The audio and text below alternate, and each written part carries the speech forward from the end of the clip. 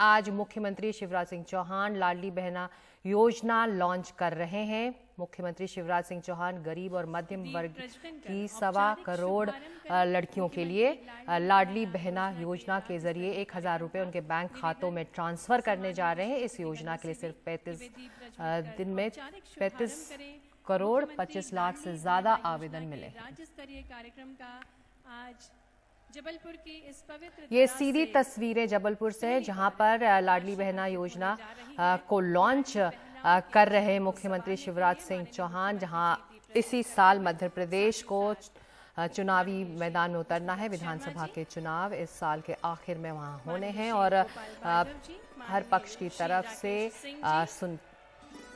चुनावी सरगर्मियां तेज हैं। और ये सीधी तस्वीरें आप जबलपुर से देख सकते हैं, जहां मुख्यमंत्री इस वक्त इस योजना को लॉन्च कर रहे हैं। और जैसा कि सरकारी सूत्रों के खबर मिली है कि इस योजना के लिए 35 दिन में 1 करोड़ 25 लाख से ज्यादा आवेदन मिले थे और इस योजना के जरिए करीब 1.25 करोड़ महिलाओं को मुख्यमंत्री लाडली बहना योजना के जरिए 1,000 रुपये उनके बैंक खातों में पहुंचाए जाएंगे। और अनुराग द्वारी इस वक्त हमारे साथ हैं, चलते सीधे अनुराग के पास। अनुराग, लाडली बहना योजना का लॉन्च तो सरकार ने कर दिया है, लेकिन इस साल चुनाव भी हैं, क्या टारगेट है सरकार का? देखिए सिकता मध्य प्रदेश में लगभग 5.5 करोड़ के आसपास मतदाता हैं और इसमें 2 करोड़ 60 लाख के आसपास मतदाता महिलाएं हैं। ये जो लाडली बहना योजना, इससे पहले बेटियों के लिए लाडली लक्ष्मी योजना भी लॉन्च की गई थी। इस वक्त मुख्यमंत्री शिवराज सिंह चौहान वहां लॉन्च के बाद संबोधित कर रहे हैं, आइए उनको सुन लेते हैं पहले। सर्वभूतेषु मातृ रूपेण संस्थिता नमस्तस्यै नमस्तस्यै नमस्तस्यै नमो नमः। इसलिए आज के कार्यक्रम का प्रारंभ मैं एक बहन का पूजन करके करूंगा। ये कुर्सी वहां बीच में लगाओ, पानी लेके आओ, पांव धोऊंगा मैं। आज का दिन विशेष है क्योंकि माननीय मुख्यमंत्री जी अपनी लाडली बहनाओं को सौगात देने जा रहे हैं और प्रतीक स्वरूप वे एक लाडली बहना के पैरों को पखाड़ते हुए उनको नमन करते हुए, क्योंकि वो मानते हैं हे नारी तू ही दुर्गा, तू ही काली, तू ही जगदम्बा है। वे देवी स्वरूपा मानते हैं सभी नारियों को। और अनूठी सौगात के साथ माननीय मुख्यमंत्री जी एक लाडली बहना को नमन करते हुए, पूजन करते हुए एक लाडली बहना का श्रीफल से तिलक करके, श्रीफल देकर माननीय मुख्यमंत्री जी इस लाडली बहना का सम्मान कर रहे हैं, नमन कर रहे हैं। प्रतीक स्वरूप ये उनकी भावनाएं हैं पूरे प्रदेश की बहनाओं के लिए। और हमारे बीच एक बहना जिसके पूजन के साथ प्रतीक स्वरूप उसका पूजन करके, नमन करके आज के इस भव्य उत्सव को प्रारंभ कर रहे हैं। हम सभी प्रदेश की बहनों के लिए ये गर्व की बात है कि हमारे लाडले मुख्यमंत्री जी नमन कर रहे हैं एक लाडली बहना को, उसके पैर पखाड़ते हुए, आशीर्वाद प्राप्त करते हुए। लाडली बहना का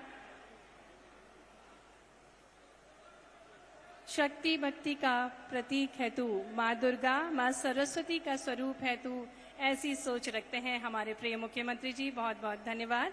अब कार्यक्रम में आगे बढ़ते जो बात हो रही थी कुछ देर पहले आपसे कि टारगेट महिला मतदाता हैं और बहुत बड़ी तादाद में हैं ये मध्य प्रदेश में, जिससे फायदा मिल सकता है सरकार को।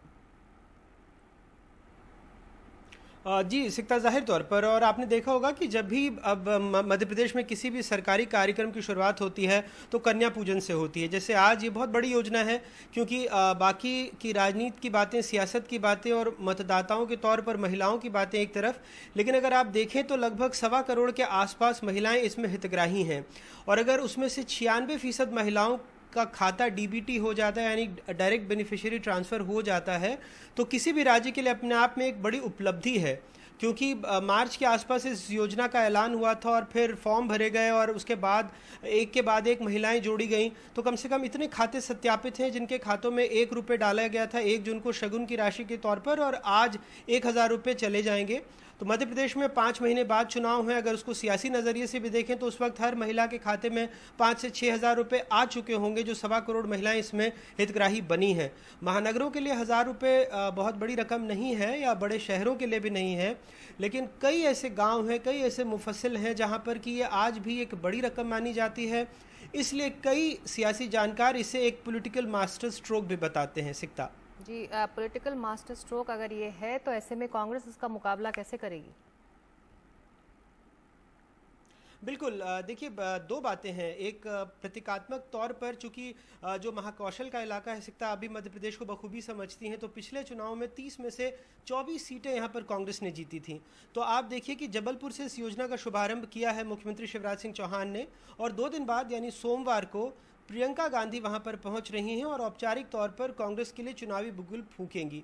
तो बीजेपी के लिए भी महाकौशल बहुत अहम हो गया है इस लिहाज से कि पिछले चुनाव में 34 में से माफ़ कीजिएगा 30 में से 24 सीटें उसने गंवा दी थी, सिर्फ 6 सीटें मिली थीं।